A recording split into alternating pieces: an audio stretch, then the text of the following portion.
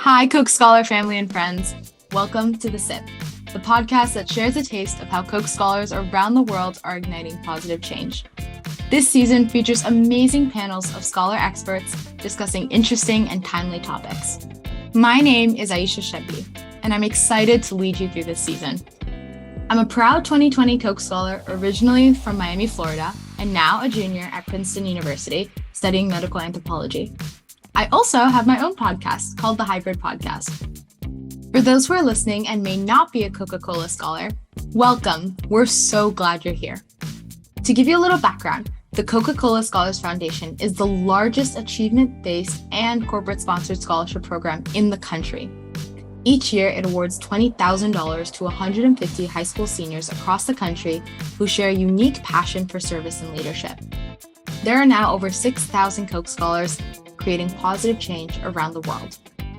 If you want to learn more, you can visit their website, coca-colascholarsfoundation.org. In today's episode, scholars Pegah Taylor, Star Wallin, and Brandon Cardet-Hernandez will have a robust conversation about education, from reimagining schools to inclusivity and belonging in schools. What are some innovative ways to measure student and adult learning? They will answer all of this and more in this episode. Now, let's learn a little about our panel today.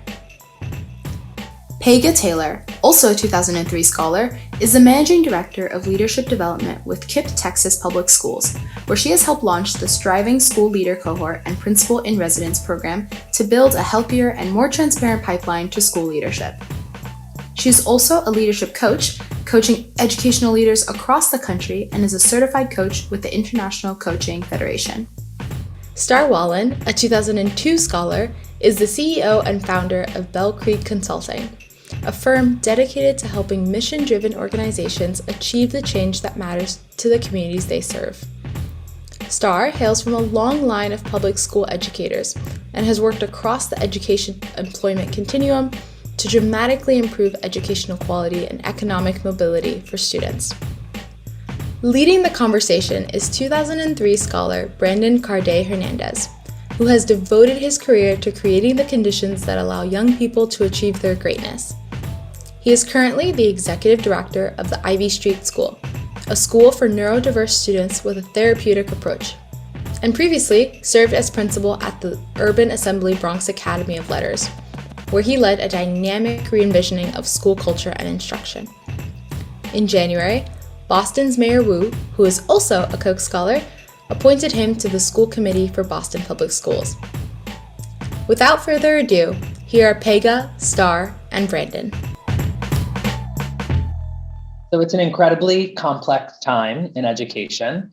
So it's exciting to be having this conversation today. We're watching politicized school boards, debates over critical race theory and social emotional learning, a massive teacher shortage and record attrition, piling compensatory services for kids with disabilities, chronic absenteeism, a mental health crisis with unprecedented acute mental health needs facing adolescents, and unfinished learning, due to the pandemic and historic inequities. And at the same time, it's not all doom and gloom. We need to name our problems in order to seize opportunity. We have record investment in education from the federal government and states. We've seen access to technology increase as a result of the pandemic, as well as training for teachers and how to use it. And of course, there are new ways to engage families, with school districts across the country reporting record participation in families joining activities and being part of the school in new ways. And so we have an exciting conversation today. I'm Brandon Cardet-Hernandez. I'm a 2003 Coca-Cola scholar. I grew up in Miami and currently live in Boston, Massachusetts. I have spent my years in education teaching, serving as a turnaround principal, most recently as the education advisor to the New York City mayor. And now I'm the executive director of the Ivy Street School, program where we are serving young folks who are neurodivergent through residential programming, in-home programming, and a traditional school model. And a fun fact about me, I love to dance around my apartment when no one's looking. And I'm going to introduce Pegah to tell us a little bit about herself too. Thanks for kicking us off, Brandon. A beautiful introduction. My name is Pegah Taylor. I'm a 2003 as well, a Coca-Cola scholar, born and raised in Houston, where I still currently reside and work in. I started my career in education as a Teach for America Corps member, and I've been with the KIPP public charter schools since then. So KIPP stands for the Knowledge is Power program, and it's a national charter network. Started as a teacher, and then I became a founding school leader in the neighborhood that I grew up in. Started a middle school, 5th through 8th grade there. And then the last 3 years, I transitioned to our talent team, where I am now the managing director of leadership development, specifically targeting our principal pipeline, ensuring that our assistant principals are ready for the principal seat. And a big lens of that is making sure accessibility to all leaders, ensuring that our leader pipeline represents the students, the demographics of the students we serve. So a big passion of mine through that work is leadership coaching, since I do that all day and every day with our leaders.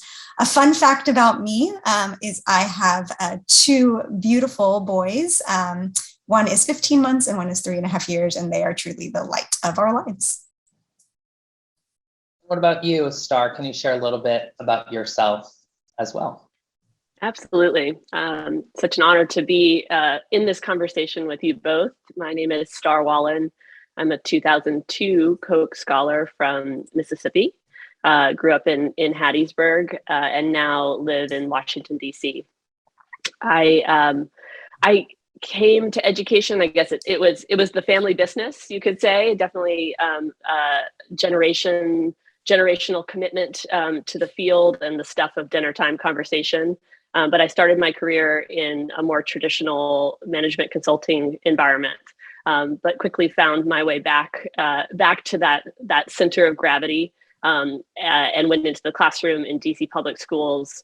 Got my real education in that experience, and have had the good fortune of combining those 2 worlds, consulting and education, as the founder of Bell Creek Consulting, which is a scrappy group of folks that believe in really high quality support for mission-driven organizations, particularly those in the education to employment space. And so, as you said, Brandon, this has been an unprecedented time of challenges and opportunities for those organizations, and we've had the great honor of walking alongside some really visionary teams as they navigate those challenges. My fun fact, I'll bridge the Brandon Pegah theme and say we do dance parties with our kids when no one's looking, particularly set to 90s music, because we're playing the long game, that if we get them to request that music now, when they host parties or find a significant other in the future, they'll maybe play some songs that we can dance to then as well. So, Star, I'm encouraged by your strategy, because my son just won't let me turn off Encanto right now. So we've been trying to bring some other music into the fold, but we are like one note, one lane the last few weeks. At least it's a great soundtrack.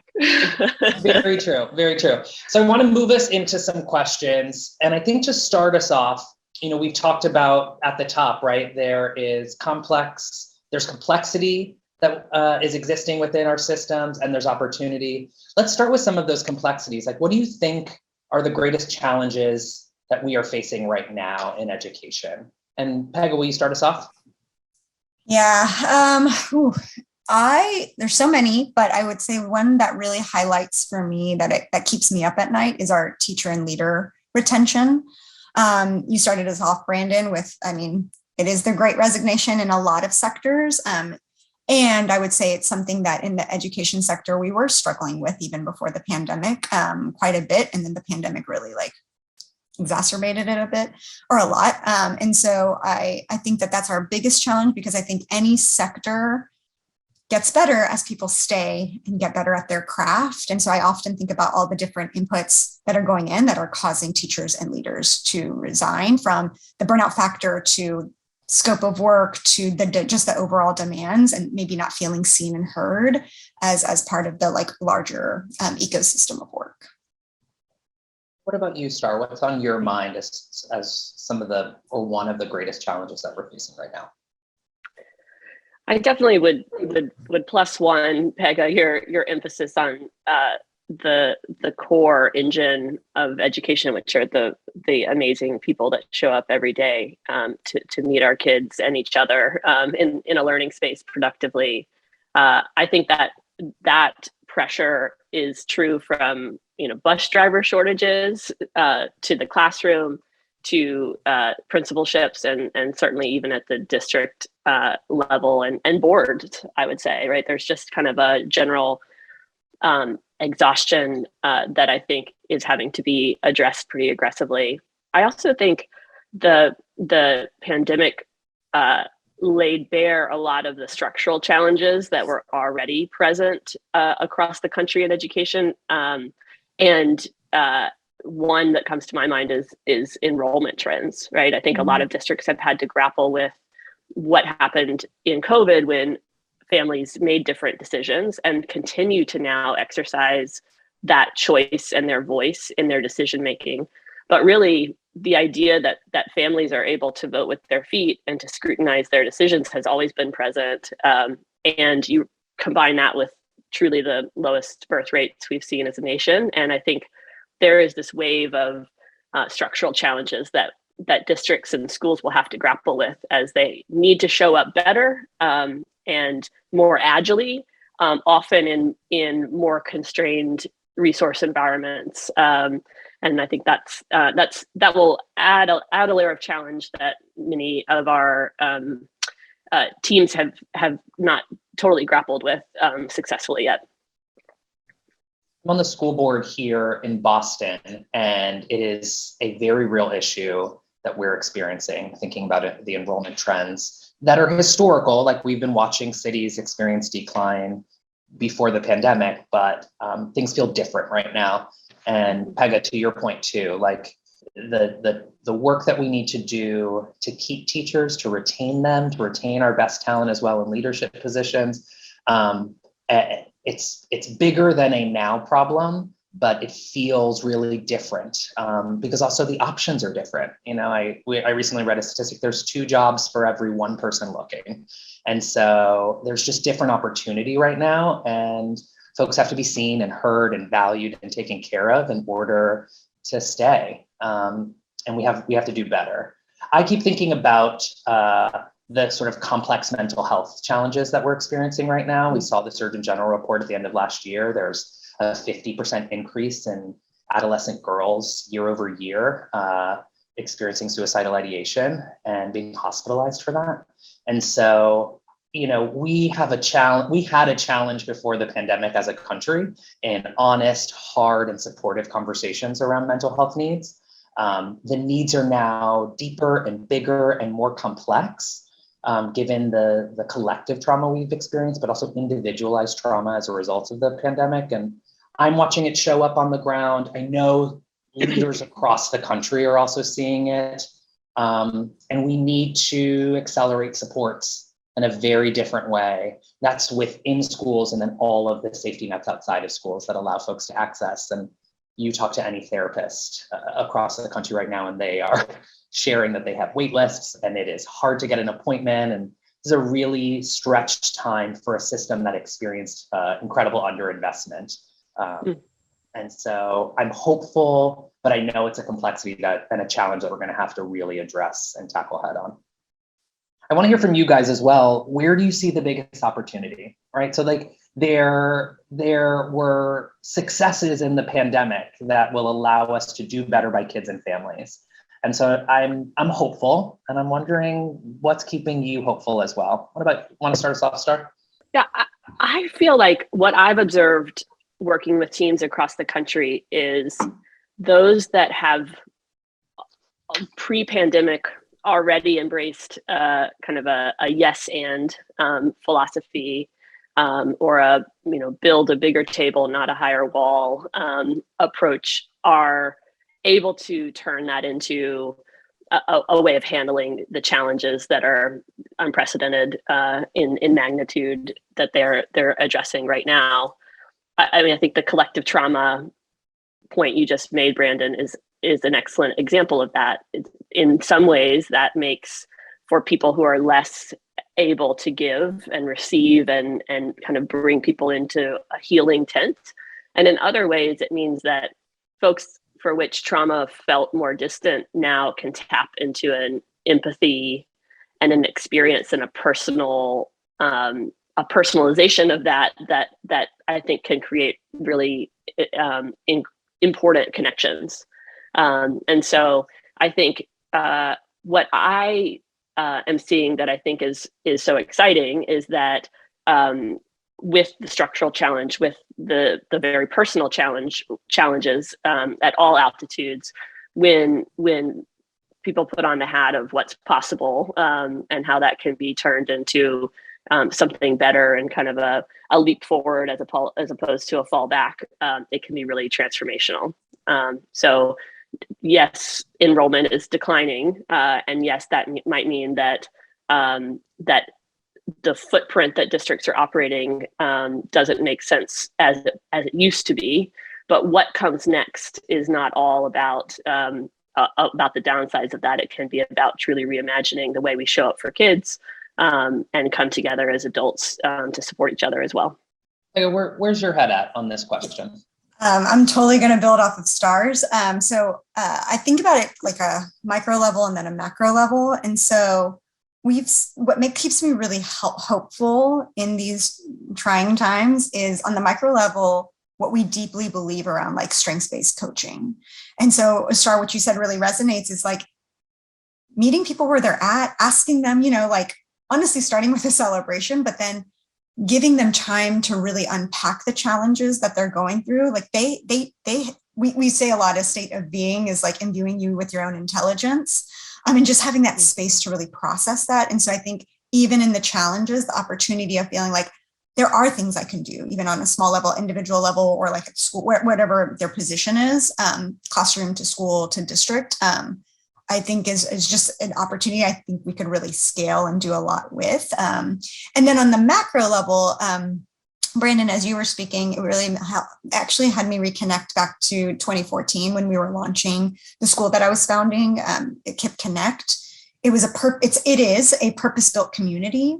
And so that was actually a very compelling why to have me found in the neighborhood I grew up in. Was it is the school, but we also have a YMCA that's going to be, an anchor in the community around different supports. There's going to be a health organization in our nurse's office. It's not just the nursing for the students, right? So just in purpose-built community has a few of these different sites across the nation and different schools. And so really not feeling like as educators, we have to be the end all be all, but there's other really strong, amazing, smart people in different organizations that we can partner with to provide the well-rounded social emotional learning, whatever, all the things that our families and our students need and deserve. And so that just got me thinking back, Brandon, as you were speaking to like the opportunities of like, what are these different partnerships that can exist so that we don't feel like we have to carry everything on our shoulders.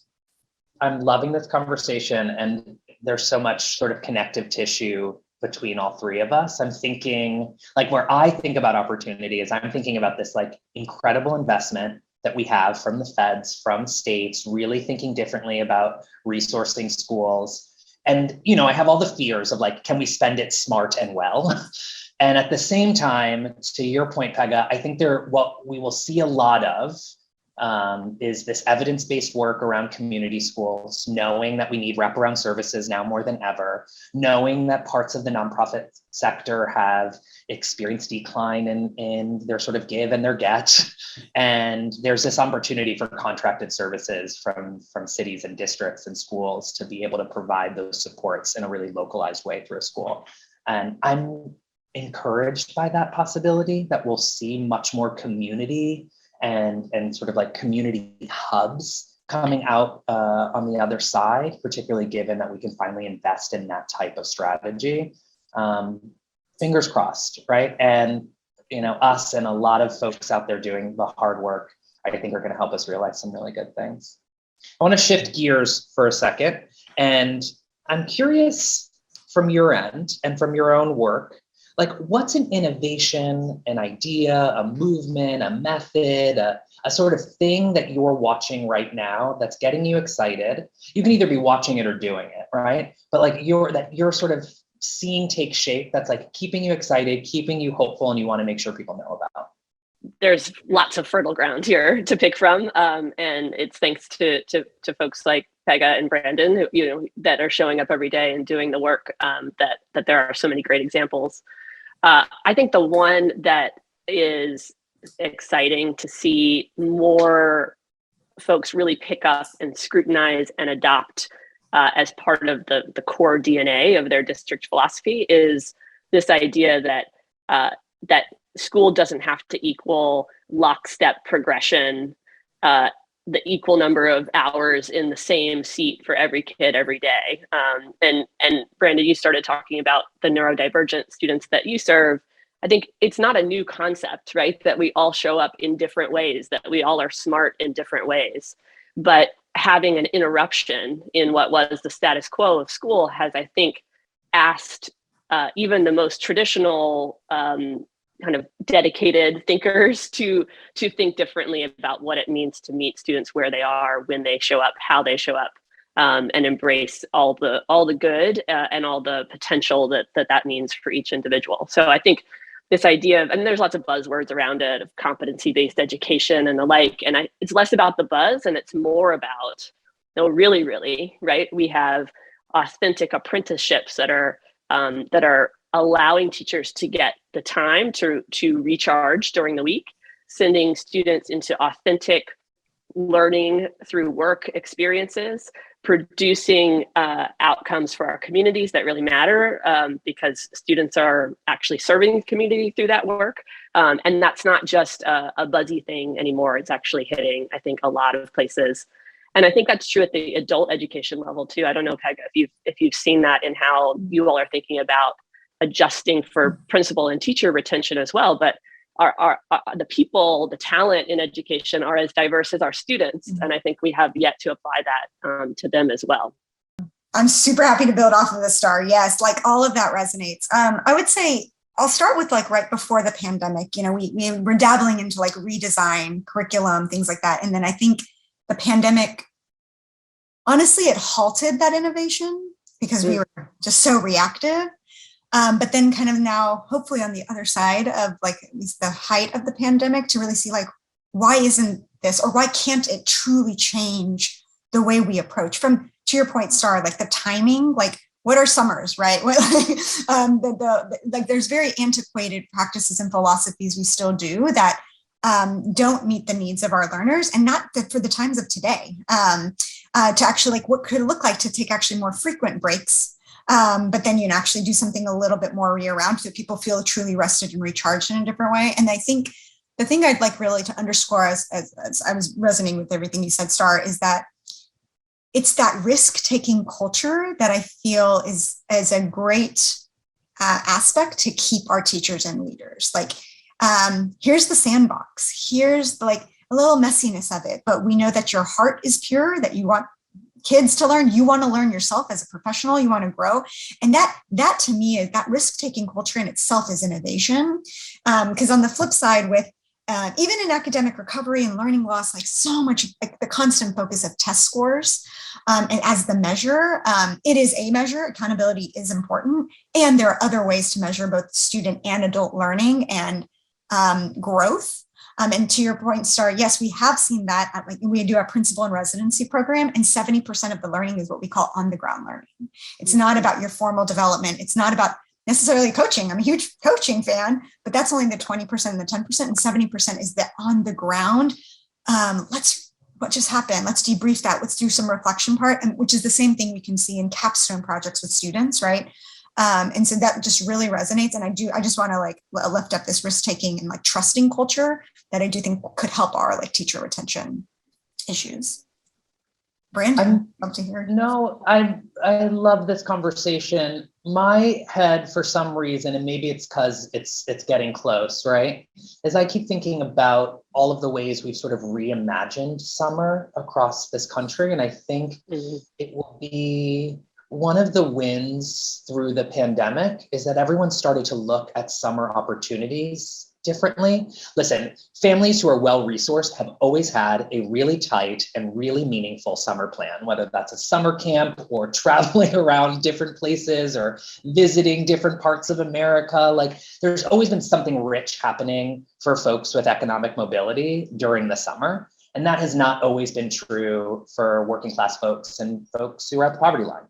And I think we've seen something really innovative happening across, particularly in cities across the country. New York City launching Summer Rising. It's the largest summer programming that's not like punitive summer school. We're seeing it here in Boston with a goal of like every kid having a one-to-one summer plan.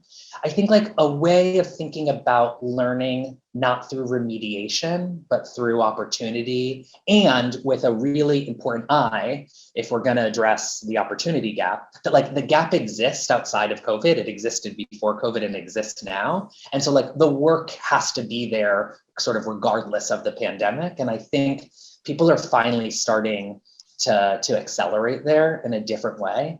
And that makes me excited. And I hope that that is a thing that really sort of sticks around for all of us. I'm gonna keep going because we could like talk about 100 things today. I'm curious from your end, you know, this is me as a guy who is deeply committed to special education and cultivating opportunity for kids with disabilities, but really through like a justice lens, asset-based, not through a deficit model. But there's a million ways that we are thinking about inclusive education. And like this moment has shifted across education systems, the way we're thinking about diversity and equity and inclusion and belonging for kids who have been minoritized. I'm curious what's on your mind as we talk about inclusive education. What does it mean to you, and what are you doing or seeing that you want to make sure people take note of? Pegah, will you start us off?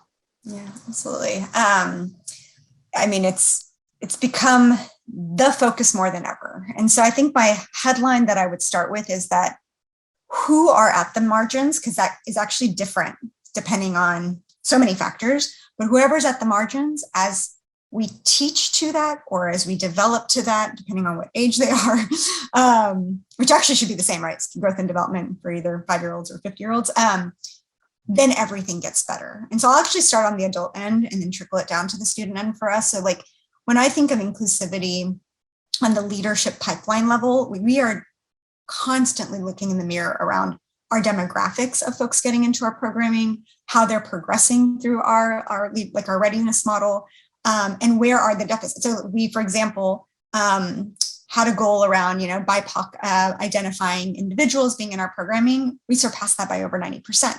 Awesome.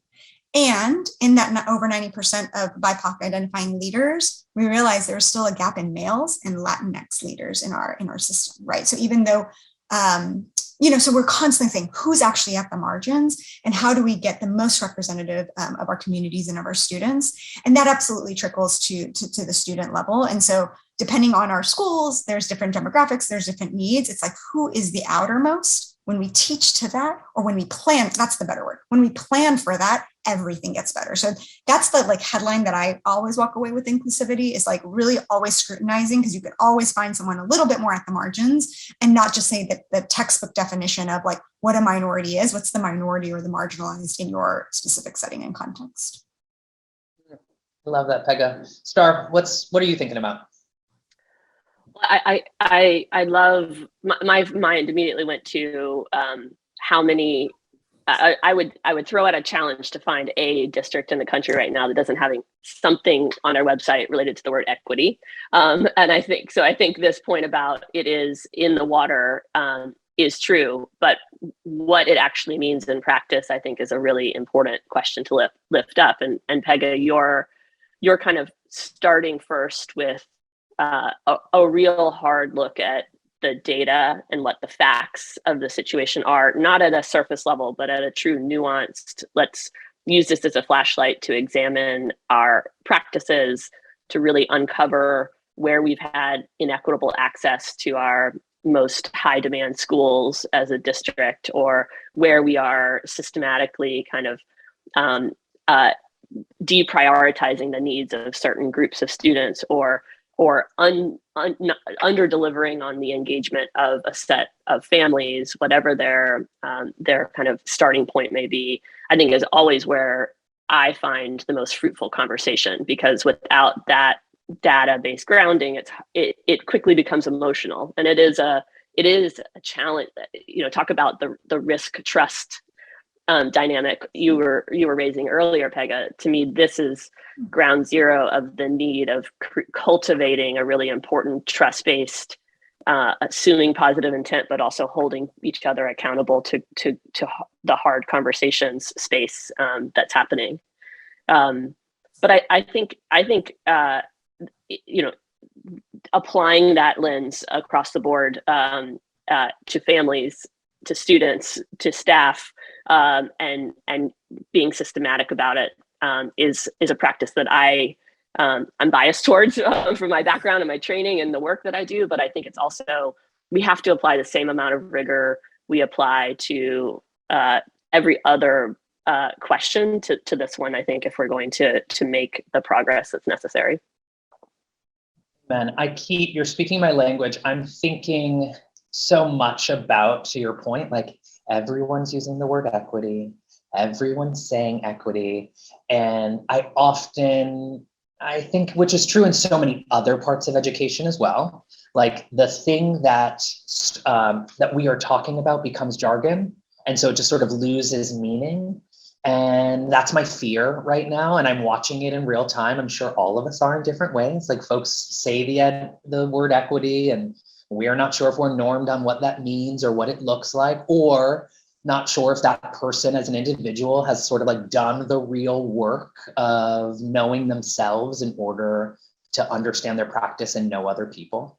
So I think there's opportunity, particularly for the district who are thinking about equity as through a systems level lens, but also as the individuals through the individuals doing the work. I think that keeps me incredibly hopeful. I get nervous for the folks who take on equity challenges just at that systems level lens, right? Like we're just going to talk about it up here, and we're never going to talk about it sort of from the folks who are in front of kids and leading kids every day, or who are driving leadership development from a central level or a systems level. So it's like in the water, it's everywhere. And at the same time, like, what does high quality equity work look like? What does it actually mean to be committed to belonging? And how do we know ourselves and the work in order to do it well? And that'll be the real way that we like move through justice frameworks and drive opportunity for kids. I'm going to move us into one of our last questions. I'm curious from your end, like, what do you think is a challenge right now that we're not talking about? Like, we know the headlines, we're reading the things that folks are telling us we need to be focused on. We're watching our own systems or school districts make investments in programmatic elements or particularly pieces of a puzzle that had been unfilled before. But I'm curious, what are we not talking about? And Pegah, do you want to start us off? There could be a couple ways I'll go, but I'm actually going to build off of what you just left us off with, Brandon, around when equity can be everywhere, the threat is it can be also nowhere, right? And so we're talking about it, so it's not really answering your question, but the parts I guess maybe we're not talking about or that we need to talk more about is, what do we actually need to look in the mirror about to truly dismantle? And it's really uncomfortable in order to make the progress where we need to. And so when you were speaking, and I try to just mesh it with the question, because I think it's really like, we had to take a really hard look at some of our codified systems that were truly limiting people to access leadership roles, right? And they're not bad systems, they just weren't inclusive systems, right? And so that's a hard part, because like we could look at it and say, yeah, we have to, but all the politics involved in that, all the different people that had stake in that. And truly it's still rooted in a lot of dominant culture practices, right? And so we have to constantly be looking at that. And that to me is the hardest conversation, because it is change. It's, to your point, Star, the emotional part comes up, because it's hard to have to admit like we were doing wrong by people. And so the connection I'm also going to make is just around, I live in Texas, and we believe at KIPP around culturally responsive teaching, and we also live in a state that doesn't, in terms of the laws. And so I think, to, again, back to Brandon, what is the biggest challenge? What are we not talking about? It's all the other overlapping systems that we have to truly navigate to get to where we want to, and knowing that it's incredibly complex. And how do we talk about that? Because I can say from a charter network, we are also at risk of losing our charter, depending on how we navigate some of these really complex situations. So that I'll stop there in terms of the balance of the ideal state, but then also the current state that we have to navigate through, and how are we actually talking about the true current state. I appreciate that. Thank you so much. Star, what are we not talking about? Pegah, you had said earlier that some of the innovation wheels kind of came to a halt as so many folks were forced to be reactive and kind of in this defensive crouch of how are we going to survive this moment? And I think we are at the peak of the wave of people feeling like there is this combination of pressure to do things differently, resources to do them differently, enough folks who haven't burnt out yet that are still in the game to do it differently, enough folks that are being kind of drawn into the tent and want to participate to create that new world.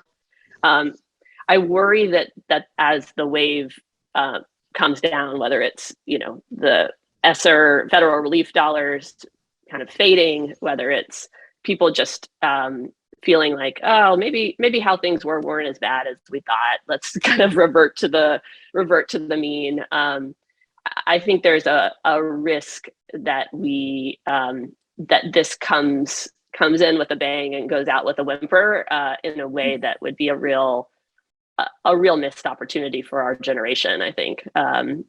So that's a bigger, more macro worry that I think the sustainability and acceleration of the dynamic of this moment is, I think, something we should be trying to bottle up and reserve for later.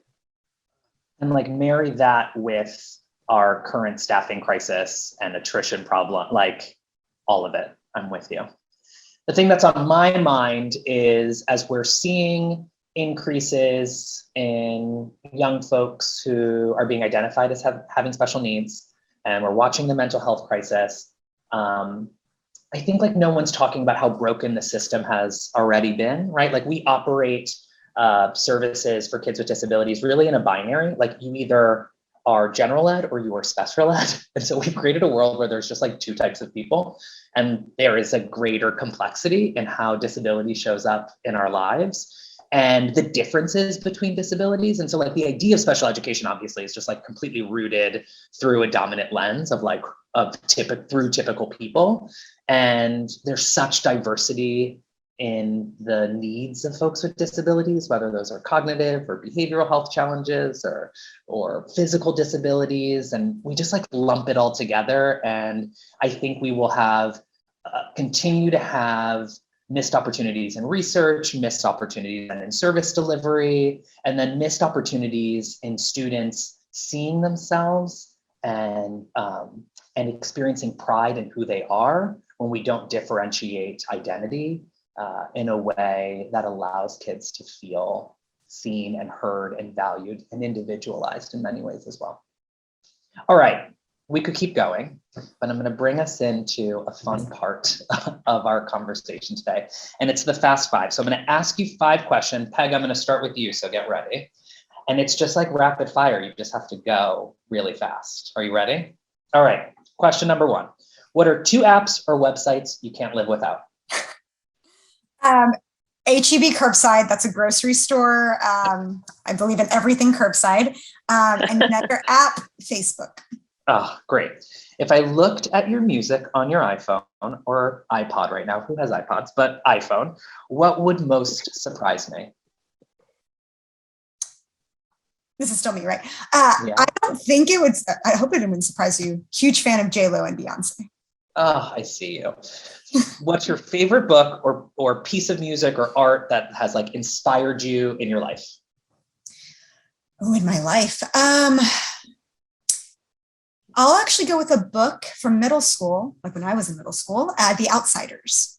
Just everything about just people. I love it. A quote or a motto that you live by. Leadership is defined by what you bring that is different to the table. I love that. What makes the Koch Scholars Program or network unique? The rich alumni investment and base. Oh, so true. All right, Star, you're up next. Are you ready? Oh, I feel like the pressure is high because I had the think time and now I'm like too many ideas and I know. Sometimes you did like that you so think elegantly. you think it's a benefit to go second, but sometimes we'll stall. I have a feeling you're going to be great. So what are 2 apps or websites you can't live without? Well, I'm also going to go Instacart. Like I haven't been to a grocery store now in a really long time with kids. That is a total game changer. And I'm going to say Waze because I am navigationally challenged. I appreciate that and same. I still have to like put it in to get home. If I looked at the music on your iPhone, what would most surprise me? This is less about the what and the how. It is how frequently I listen to the same thing. Also, I think I'm one of only 3 people in the world that still has Pandora. But I'm all about, oh, good, I'm in good company. I'm all about like, this is generally what I like. Now take the thinking away so that I can just enjoy. I love it. Favorite book, piece of music, art that's inspired you today? One of my favorites, I would say, is a combination of book and art. I think Brandi Carlile's like autobiography, where it's this beautiful tapestry of her music and the meaning behind her songs, and also her story of discovery of herself and kind of all that she represents in terms of that commitment to belonging, no matter how you show up and who you are. I thought was a really fantastic piece of art and something that you'll see is on repeat on my phone when you scrutinize it. What quote or motto do you live by? I'm only one, but I am one. Can't do everything, but still can do something, because I cannot do the everything. That will not keep me from doing the something that I can do. A little bit of a serenity prayer for these trying and also incredibly optimism generating times. Love it. All right, last one. What makes the Koch Scholars Program or network unique? I think, this conversation is a great example of that. Just the caliber of the work that you all are doing in the world, and all of our kind of colleagues and folks that were identified by the Koch Scholars Program all those many years ago, but with that wind at our back, I think can step into what's possible and use our voice for good. I think a nod to how important it is to honor the power of young voices, because they become the voices that really echo throughout the world later on. Love it.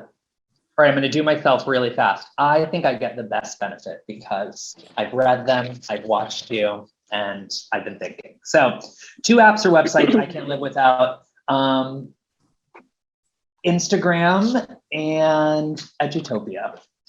If I looked at the music on my phone, what would surprise me? I'm not sure if anyone would be surprised, but also J-Lo. Like, I think I'm like top 3% of listeners during my Spotify Wrapped. Favorite book or piece of music? The Bluest Eye, Toni Morrison. I read it every year. It has changed my life. I could talk about it forever. It's the best. What quote or motto do you live by? I should have thought about this. Don't accept a no from someone not empowered to give you a yes. And changed my life in many ways as well. I'm gay, Latino, first gen, like this space, this one and the ones that we work in, like, was not designed for me, but we keep pushing through. And you recognize that like sometimes you have to go above the person who said no to you. And what makes the Koch Scholars Program or Network unique?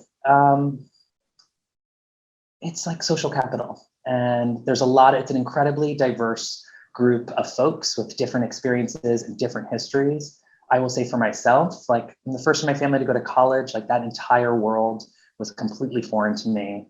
And I felt really lucky that I got to go into that with a network that I knew long-term was going to offer incredible opportunity. And I want that for every kid, every day, everywhere, to have that and to be able to build those connections.